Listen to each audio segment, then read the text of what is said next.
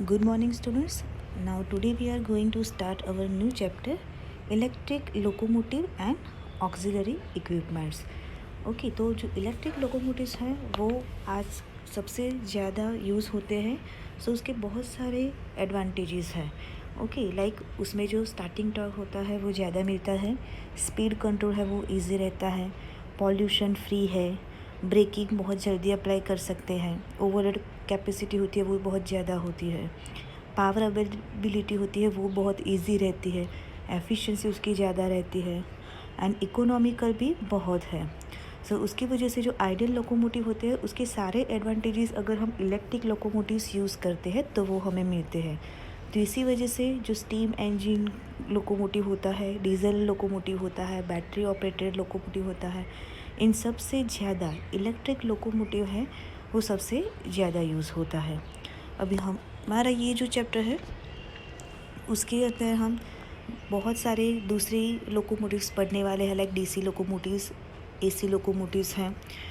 जो लोकोमोटिव होते हैं इलेक्ट्रिक लोकोमोटिव्स उसमें जो मेन इक्विपमेंट्स है वो कौन कौन से है, हर एक जो इक्विपमेंट्स है उसका वर्किंग क्या है, करंट कलेक्शन इक्विपमेंट्स कौन कौन से हैं, उसके साथ कौन से ऑक्सिलरी इक्विपमेंट्स यूज़ होती है, लाइक ओवरहेड करंट कलेक्टर्स हैं, ओवरहेड लाइन कंडक्टर है, कैटेनरी सिस्टम है, कोच वायरिंग है, रोजनबर्ग जनरेटर क्या होता है, बैटरी सिस्टम क्या होती है, स्पेशियस स्विचेस जो ट्रैक्शन में यूज़ होती है वो कौन कौन से है, कैसे काम करते हैं, पावर कन्वर्जन कैसे होता है, ट्रांसमिशन सिस्टम जो डिवाइसेस यूज़ होते हैं ओवरहेड ट्रैक्शन सिस्टम के लिए उसके टाइप्स है, ये सब जो है हम इस चैप्टर में डिस्कस करने वाले हैं.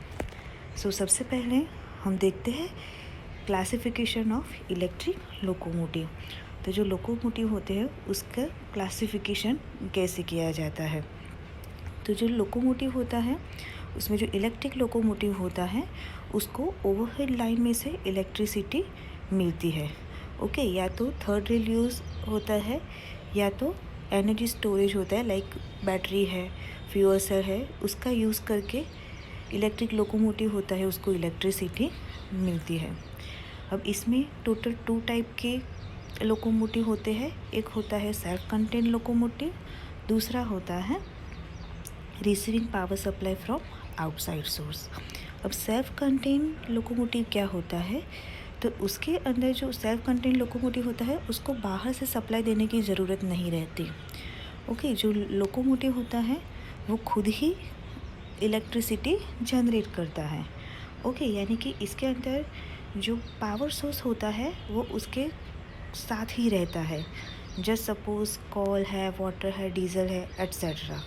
ओके तो जो सेल्फ कंटेन लोकोमोटिव्स है they are classified as under, first one है डीजल लोकोमोटिव, सेकंड वन है स्टीम लोकोमोटिव, थर्ड वन है बैटरी लोकोमोटिव, फोर्थ वन है डीजल इलेक्ट्रिक लोकोमोटिव. ओके तो उसमें सबसे पहले है डीजल इलेक्ट्रिक लोकोमोटिव. तो डीजल इलेक्ट्रिक जो लोकोमोटिव होता है वो अनइलेक्ट्रिफाइड ट्रैक होता है, उसका यूज़ होता है इस टाइप के लोकोमोटिव में. इसमें क्या किया जाता है, डीजल इंजन होता है उसको डीसी जनरेटर के साथ कपल किया जाता है एंड उसके बाद जो जनरेटर होता है वो डीसी पावर जनरेट करता है एंड जो डीसी पावर जनरेट होता है वो डीसी सीरीज़ मोटर को रन करता है. तो यहाँ पे जो ये स्पीड होती है इस लोकोमोटिव की, तो ये जो लोकोमोटिव होती है उसकी स्पीड है उसको कंट्रोल करने के लिए लोड रेगुलेटर का यूज़ किया जाता है एंड इसकी वजह से जो मोटर होती है वो कांस्टेंट आउटपुट देती है. ओके तो ये है function of diesel electric locomotive. तो डीजल इलेक्ट्रिक लोकोमोटिव कैसे काम करता है, तो डीजल इलेक्ट्रिक लोकोमोटिव होता है उसमें डीजल इंजन यूज़ होता है. यहाँ पे जो डीजल इंजन होगा वो रेसिप्रोकेटिंग टाइप का होगा. डीजल इंजन होता है उसको डीसी जनरेटर के साथ कपल किया जाता है. ये जो डीसी जनरेटर है वो डीसी पावर जनरेट करेगा. ओके तो अब यहाँ पे जो डीसी पावर जनरेट होता है वो डीसी सीरीज़ मोटर को रन करता है. अब यहाँ पे जो लोकोमोटिव है उसकी स्पीड कंट्रोल करने के लिए रोड रेगुलेटर का यूज़ किया जाता है. ओके। एंड ये जो लोड रेगुलेटर होता है वो ऑटोमेटिकली वर्क करता है, तो उसकी वजह से जो मोटर होती है उसका आउटपुट कांस्टेंट मिलता है। So this is the function of the diesel electric locomotive. Second one है battery locomotive. So battery locomotive जो होती है उसके अंदर बैटरी का यूज़ किया जाता है। तो यहाँ पे जो सेकेंडरी बैटरी होती है वो डीसी सीरीज़ मोटर को ड्राइव करने के लिए यूज़ की जाती है, बट यहाँ पे जब तक बैटरी का चार्जिंग रहेगा तब तक ही काम होता है। तो उसकी वजह से क्या होगा, जो पावर रहता है वो बहुत थोड़े टाइम के लिए रहता है, तो उसकी वजह से जिसमें स्टॉपेज का डिस्टेंस कम हो वहाँ पे इस टाइप का लोकोमोटिव होता है उसका यूज़ किया जाता है। मोस्टली ये जो गुड्स ट्रांसपोर्ट होता है, ट्रैक्स का इंस्पेक्शन होता है, शंटिंग होता है, इन सब के अंदर बैटरी लोकोमोटिव का यूज़ किया जाता है। लोकोमोटिव जो दूसरे टाइप के है उसमें है receiving power supply from outside source. Okay, इस टाइप के जो लोकोमोटिव होते हैं उसके अंदर जो व्हीकल है वो जो पावर है वो डिस्ट्रीब्यूशन नेटवर्क में से रिसीव करता है। They are also classified as the followers. उसमें फर्स्ट वन है types of traction service, second one है type of track gauge, third one है type of motor used, fourth one है types of supply used. So उसमें first one जो है वो है टाइप्स ऑफ ट्रैक्शन सर्विस। तो इसके अंदर जो लोकोमोटिव होता है उसको डिफरेंट टाइप्स की जो ट्रैफिक सर्विसेज होती है उसको कैरी करनी पड़ती है। उसको आगे भी क्लासिफाई किया जा सकता है। उसमें आता है passenger service, goods service, mixed traffic service, shunting service and braking service. Second one है टाइप्स ऑफ ट्रैक गेज। तो इसके अंदर जो लोकोमोटिव होता है उसको जो ट्रैक गेज है उसके हिसाब से क्लासिफाई किया जाता है। उसके अंदर दो जो ट्रैक रेल होते हैं उसका जो डिस्टेंस है वो दिखाया जाता है। उसमें तीन टाइप होते हैं। फर्स्ट वन होता है ब्रॉड गेज, उसमें जो दो ट्रैक रेल्स होती है उसके बीच का जो डिस्टेंस होगा वो 1.2 मीटर होता है। सेकंड वन आता है मीटर गेज। मीटर गेज के अंदर दो जो ट्रैक रेल्स होती है उसका जो डिस्टेंस है वो 1 मीटर जितना होता है। एंड नैरो गेज, तो उसमें जो दो ट्रैक रेल होती है उसके बीच का जो डिस्टेंस है वो 0.6 मीटर जितना आता है। उसके बाद नेक्स्ट है टाइप्स ऑफ मोटर यूज्ड। तो इस टाइप का जो लोकोमोटिव होता है उसमें हम किस टाइप की मोटर यूज़ करते हैं उसके हिसाब से क्लासिफिकेशन किया जाता है। अगर उसमें हम मोर क्लासिफिकेशन देखने जाए तो उसमें आता है कि DC series motor, AC series motor and 3 phase induction motor. ये जो तीन मोटर है वो मोस्टली ट्रैक्शन पर्पज़ के लिए यूज़ होती है एंड उसके हिसाब से उसका क्लासिफिकेशन किया जाता है। इसमें जो स्टार्टिंग टॉर्क होता है, जो स्पीड कंट्रोल के मेथड्स होती है, जो ब्रेकिंग मेथड्स होती है, जो कैरेक्टरिस्टिक होती है हर एक मोटर की, वो एक दूसरे से डिफरेंट होती है। मीन्स आप कौन से मोटर यूज़ करते हो उसके ऊपर वो डिपेंड करता है। फोर्थ वन है टाइप्स ऑफ सप्लाई यूज्ड, यानी कि कौन सा टाइप का सप्लाई है उसका यूटिलाइज़ किया गया है उसके हिसाब से भी क्लासिफिकेशन किया जाता है। उसमें आता है डीसी लोकोमोटिव, दूसरा आता है एसी लोकोमोटिव एंड तीसरा आता है कंपोजिट लोकोमोटिव। कंपोजिट लोकोमोटिव है उसमें एसी एंड डीसी दोनों का यूज़ किया जाता है। नेक्स्ट वन है डीसी लोकोमोटिव। तो अब हम डीसी लोकोमोटिव जो है उसके बारे में स्टडी करते हैं। अब जो इलेक्ट्रिक लोकोमोटिव्स होते हैं उसमें बहुत सारे लोकोमोटिव्स होते हैं। उसका जो क्लासिफिकेशन होता है उसमें आता है डीसी लोकोमोटिव, सेकंड वन आता है single phase AC locomotive, third one आता है 3 phase AC locomotive and fourth one आता है AC and DC composite locomotive. तो उसमें सबसे पहला है डीसी लोकोमोटिव। तो अपन डीसी लोकोमोटिव के बारे में स्टडी करते हैं। तो यहाँ पे ये जो है वो डीसी लोकोमोटिव का ब्लॉक डायग्राम दिखाया गया है। ये जो लोकोमोटिव होता है वो डीसी पावर एंड मोटर्स होता है उसका यूज़ करता है। जो डीसी मोटर्स होती है उसमें डीसी सीरीज़ मोटर होती है या तो डीसी कंपाउंड मोटर का यूज़ किया जाता है।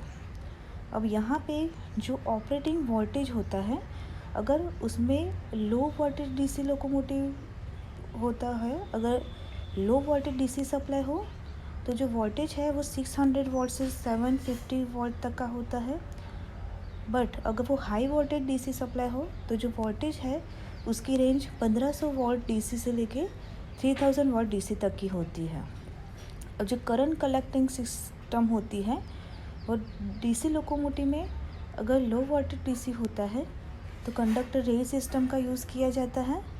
बट जो हाई वोल्टेज यूज़ किया जाता हो तो उसमें ओवरहेड कैटेनरी सिस्टम का यूज़ किया जाता है। थर्ड वन है कि स्पेसिंग ऑफ सबस्टेशन। तो जो low voltage DC supply use किया गया हो तो उसमें जो सबस्टेशन होते हैं उसके बीच का जो स्पेसिंग होता है वो 3 किलोमीटर से 6 किलोमीटर तक का रहता है। बट जो हाई वोल्टेज डीसी हो उसके लिए जो स्पेसिंग है वो 15 किलोमीटर से लेके 30 किलोमीटर तक का यूज़ किया जाता है। फोर्थ वन है सबस्टेशन इक्विपमेंट। जो मोस्ट सबस्टेशन होते हैं वो ऑटोमेटिक होते हैं एंड रिमोट कंट्रोल्ड से ऑपरेशन होता है उसका। उसमें जो फर्स्ट सबस्टेशन इक्विपमेंट है वो है स्टेप डाउन ट्रांसफार्मर। सेकंड आएगा रेक्टिफायर यूनिट जिसको हम रोटरी कन्वर्टर भी बोल सकते हैं और इसमें मर्क्यूरी आर्क रेक्टिफायर का भी यूज़ किया जाता है। थर्ड वन है स्मूथनिंग रिएक्टर। तो स्मूथनिंग रिएक्टर है उसके अंदर या तो चॉकर यूज़ की जाती है या तो कैपेसिटर यूज़ किया जाता है। नेक्स्ट वन होता है उसमें स्पीड कंट्रोल डिवाइस। तो जो डीसी मोटर होता है उसके अंदर फ्लाईव्हील बूस्टर सेट होता है, वो स्टार्टिंग एंड स्पीड कंट्रोल के लिए यूज़ किया जाता है। ओके, यानी कि flywheel booster set is used for starting and speed control. अगर पावर फेल हो जाता है बूस्टर सेट के अंदर तो वो एज ए जनरेटर काम करना शुरू करता है।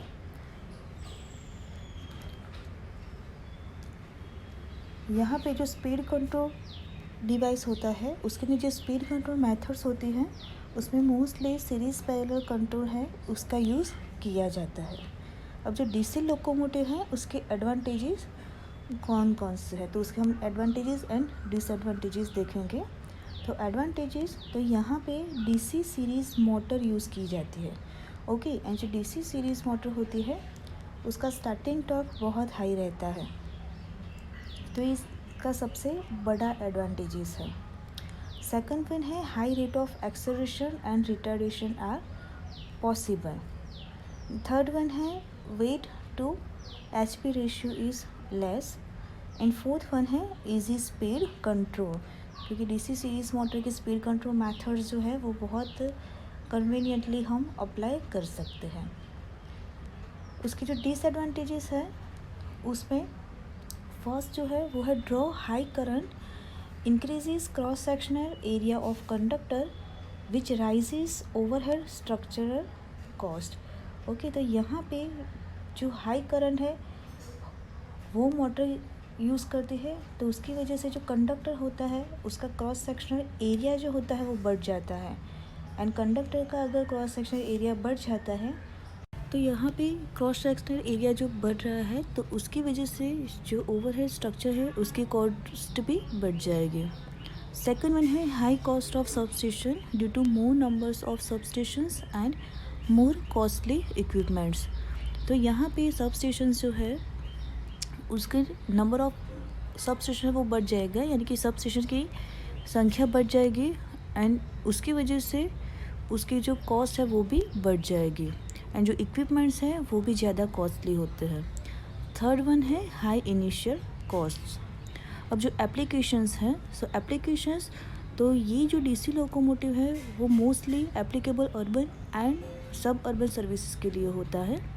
तो यहाँ पे जो अर्बन एंड सब अर्बन सर्विस होगी उसके अंदर जो डीसी लोकोमोटिव है वो मोस्ट प्रेफरेबल है।